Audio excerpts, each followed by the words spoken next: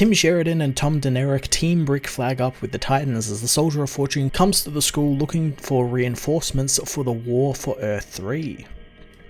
Tim Sheridan joins the war for EARTH-3 with an utterly inexplicable, confusing issue that barely has anything to do with the war for EARTH-3. Instead, what we get is an extremely piss-poor excuse of why the Titans are asked to help out, with Rick Flag going to them, of all people, for help.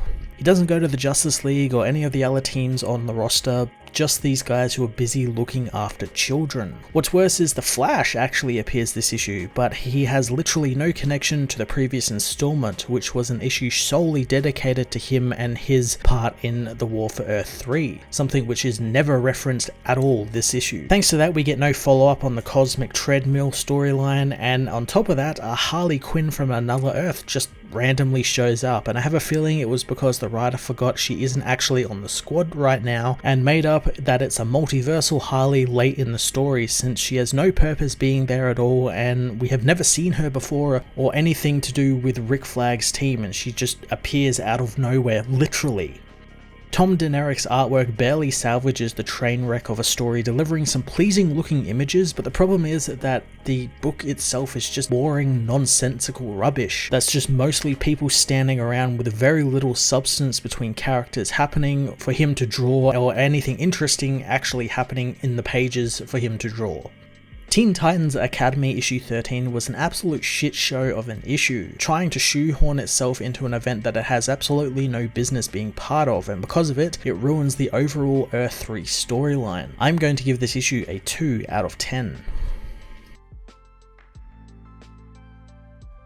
Teen Titans Academy issue 13 finds Stitch use their ghost form to meet up with the others in the basement, finding they don't like sneaking around. Stitch tells the others that Donna is asking for them, wanting to return to class. Matt asks if there is a better place for them to meet, but Stitch knows that the safe house is close quarters as it is, and being their team is unofficial, they get zero resources allocated to them until the new tower is built. The team quickly head off, but soon Mirror Master appears through one of the dusty old mirrors. Elsewhere, Raven looks over the injured Cyborg and Beast Boy, given an impossible decision. She's left to go over it when Greg and Addison come by to see their friends. Raven knows that they are losing them and there's nothing they can do about it except make them comfortable. Addison tells Greg to let her know, so the gorilla says that he's got an idea to save both heroes. Raven delivers the news to Starfire and the others, telling her that Greg is working with Star Labs while Addison uses her advanced EARTH-12 tech to reduce the chance of rejection. She knows that it will work since she has seen it, but Starfire had thought that after Shazam had dealt with Nevermore and the Four Horsemen that the future state wasn't uncertain. But Raven knows that most of what she saw won't happen, but in her vision, Cyborg and Changeling survived the tower collapse, and this is how. Starfire knows it will be grueling for Greg and Addison, but the heroes want to help since that's what they do and that's what they have been taught. Addison knows that back on her Earth, everyone knows the history and legacy of the Titans, and she isn't sure why she left her home until today, since her and Greg will help win this fight. Starfire knows it'll be the first of many fights, as Nightwing tells her that they have one on the way and will need all the help they can get. Wally tries to work out what's going to happen with Victor and Garfield, but Roy knows that Victor is going to hate it. Nightwing reveals that the latest leads on Red X didn't pay off, and he's covering his tracks well, as Roy says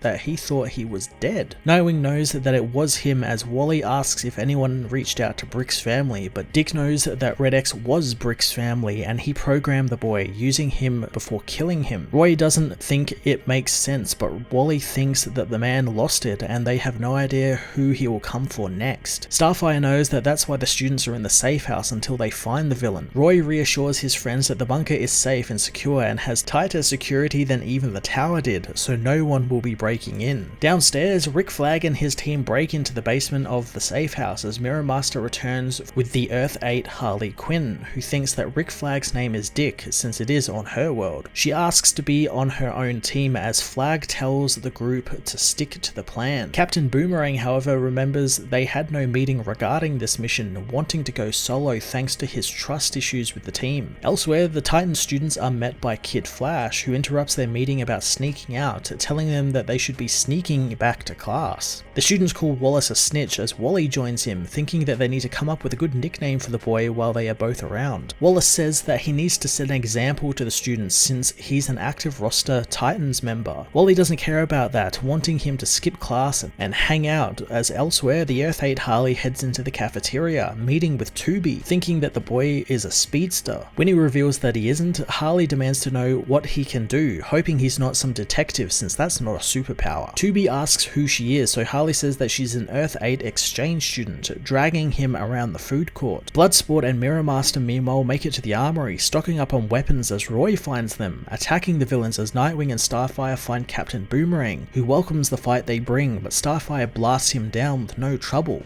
Nightwing demands to know how they got into the safe house, but Boomerang frees himself from the hero's grip. Flash and Kid Flash meanwhile help themselves to some food in the cafeteria as Harley continues to interrogate Tubi, getting the attention of some of the other students who think that she's trying to recruit him for something. Rick Flag soon makes his presence known to the Flash, thinking that there was no such thing as a free lunch. Boomerang continues giving Starfire and Nightwing a hard time as they soon spot Bloodsport and Mirror Master being chased by Roy. Starfire wonders since when is Boomerang in league with those two villains, but Dick knows that's one big red flag as Rick Flag arrives with the Flash, telling everyone to stand down since his team didn't come there to fight. Flag explains that they came there to respectfully ask the Titans for their help, as later the heroes are assembled and Rick fills them in on Amanda Waller's plans for EARTH-3. Starfire asks how they can help, but Roy knows that EARTH-3 is some kind of fascist state, so who are they helping there exactly? Rick says that the regime in charge is bad, but Waller's plans for the Earth are a lot more worse than what the crime syndicate could ever throw down. Flash knows he and Kid Flash will help out as Bolt asks to go as well, but Starfire forbids any students to go, knowing that the Titans will help. Heading to their ship, the heroes get ready for launch, racing into the sky as Flash wonders why he couldn't bring Wallace since he's been through worse and it would have been a good distraction, knowing he and Amiko are currently fighting. Nightwing knows that Wallace can handle himself, and with everything that's happened it made sense for him to stay behind since the mission is too dangerous for kids. Unbeknownst to the heroes though,